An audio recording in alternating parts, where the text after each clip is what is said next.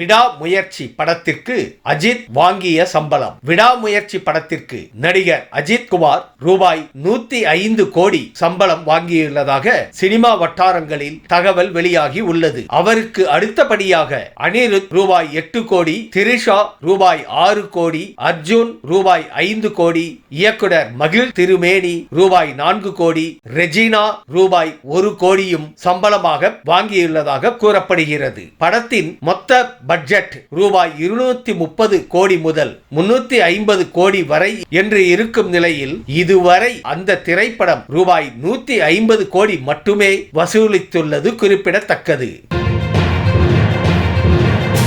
தாவேக தலைவர் விஜய்க்கு ஒய் பிரிவு பாதுகாப்பு. தாவேக தலைவர் விஜய்க்கு ஒய் பிரிவு பாதுகாப்பு வழங்கி மத்திய உள்துறை அமைச்சகம் உத்தரவிட்டுள்ளது. இதன் மூலம் இனி அவருக்கு 8 முதல் 11 CRPF வீரர்கள் ஆயுதங்களுடன் பாதுகாப்பு அளிக்க உள்ளனர். அண்மையில் அவர் மீது முட்டை வீச திட்டமிடுவது போன்ற ஒரு ஆடியோ இணையத்தில் வைரலான நிலையில் இந்த நடவடிக்கை எடுக்கப்பட்டுள்ளது. இந்த பாதுகாப்பானது தமிழ்நாட்டிற்குள் மட்டும் வழங்கப்பட உள்ளது என்பது குறிப்பிடத்தக்கது.